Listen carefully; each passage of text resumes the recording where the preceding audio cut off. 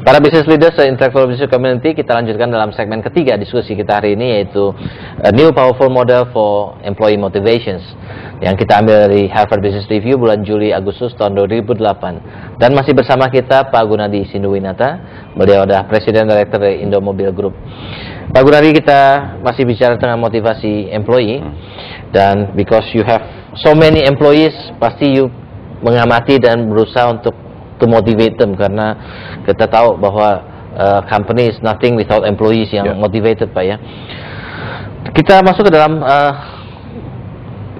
poin yang ketiga, bahwa untuk memuaskan dorongan employee untuk memahami, to comprehend, maka diperlukan satu job design ataupun pemberian tugas atau pemberian kerjaan yang membuat pegawai tersebut merasa tertantang, ya, challenging, and then memberikan sesuatu yang pekerjaan yang meaningful, dan kemudian ada kesempatan untuk grow, untuk kesempatan untuk bertumbuh. Pertanyaannya, apakah memang orang Indonesia ini umumnya, Pak, ya, kalau kita ngomong banyak orang yang terdidik, ada orang-orang yang memang hebat, yang memang sedang dikasih tantangan, tetapi mungkin sebagian orang Indonesia kalau diberi tantangan malah merasa keberatan gitu ya, malah they like to stay wherever they are gitu ya. Sometimes kalau kita kasih tantangan lebih, if you can achieve this, you bisa dipromot. Dia bilang, Pak, saya senang di sini, Pak, saya nggak pengen dipromot lagi lah, Pak. Saya sudah senang di sini ya. Biarinlah saya di sini lamaan sedikit gitu. What do you think, Pak? Saya pikir itu betul. Jadi memang karakter manusia ini tidak bisa disamakan. Ada yang demikian juga. Justru makanya adanya personal appraisal ada di situ. Kita bisa menilai kalau memang dia tidak merasa tertantang, tidak merasa, meskipun bagaimana kita mencoba untuk memotivasi, dia akan tinggal di situ, ya memang dia akan tinggal di situ gitu. Itu tapi ada, karakter yang semacam ini ada company yang menggariskan, memang kalau orangnya itu tidak mau ditantang, ya either ada company yang menggariskan, misalnya dalam 3 tahun atau 5 tahun, either you move up, or you move out gitu. Ya kan? Kalau you nggak bisa di move up, you move out gitu. Nah, apakah hal ini applicable nggak? Saya pikir inilah poin di sini kan job design. Job design ini menyangkut banyak hal kan. Selain menempatkan orang pada tempat yang tepat, kita juga memberikan peluang dia untuk berkembang. Ya, bukan hanya secara individual, tapi secara total. Berarti kita melihat apakah di dalam kehidupan perusahaan ini ada sesuatu yang kita bisa tingkatkan, dalam arti kata bagaimana karyawan ini termotivasi untuk naik terus. Akhirnya kita bicara apa? Kita bicara adalah career path yang yang paralel dengan job design tadi gitu. Jadi artinya kalau kita menentukan perkembangan perusahaan ini demikian, berarti kita merencanakan, oh, dia setiap 5 tahun kita promote. Atau kalau memang dinamis sekali, kita mengatakan bahwa oke, setiap tahun dia harus kita promote gitu. So we hire again a new member. Kenyataannya applicable nggak orang Indonesia digituin, Pak? Memang tidak selalu bisa. Mengapa? Karena untuk mendapatkan karyawan yang, katakan staf yang cocok dan mempunyai kompetensi yang cukup, itu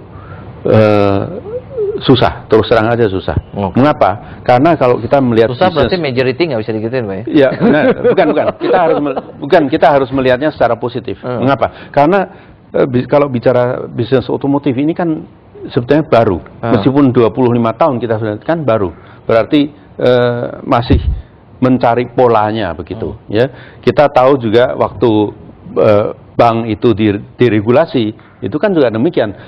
Paling cepat adalah hire, tapi kita tidak bisa menumbuhkan karyawan yang mempunyai suatu karier dari nol sampai sehingga dia retired umpamanya, kan tidak bisa gitu.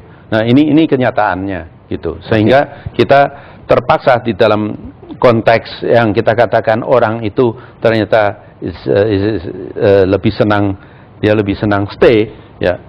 Kalau kita tidak ada yang bisa replace, terpaksa kita terima dulu gitu. Ya. Mungkin ada komentar dari Pak Franky, silakan Pak Franky.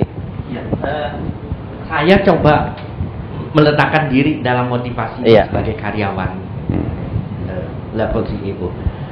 Karyawan bagi saya coba melihat nomor satu pasti adalah yang membawakan satu motivasi itu adanya suatu kepastian masa depan. Jadi di mana kita berada ada suatu kepastian masa depan bahwa keberlanjutan dan pertumbuhan usaha itu akan tumbuh. Kedua, motivasi kedua, the key point is the CEO. The CEO. The leader. That's because the business, how he built the business challenge. Saya kira Pak Gunadi pasti membawakan challenge kepada manajer semuanya, bagaimana challenge apa saja to that future. Itu merupakan tantangan. Kedua, CEO akan membuatkan how is the environment, work environment. The work environment akan membawakan satu suasana di mana challenge itu akan termotivasi dengan keras sekali. Apalagi kita mungkin dengan negara berkembang. Di negara berkembang dengan negara maju akan berbeda challenge-nya. Ini ada sangat environment is very important. Jadi bukan hanya pada requirement. Kadang-kadang kalau environmentnya bad, I have a challenge, tentu requirement saya sangat tinggi. Kalau saya melihat challenge is good to the future is good, requirement saya juga akan rendah, tepat ya. Jadi depending on the environment, saya kira how to that motivation tumbuh dari sana. Jadi saya melihatnya tumbuhnya dari sana. Berarti more or less you setuju bahwa job design itu have to give you challenge I mean dari environment itu kan secara makro. Dalam mikronya yang kontak langsung dengan pegawai adalah berupa the job itself kan, the job design job design itself jangan sampai mematikan kreativitas. Jadi kebebasan daripada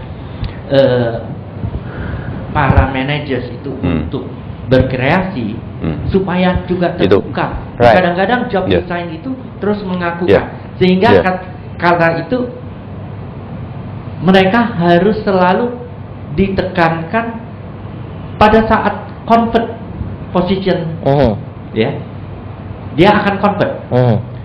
The leader will make them uncomfortable to motivate them. Dan itu harus selalu timbul di dalam hal itu.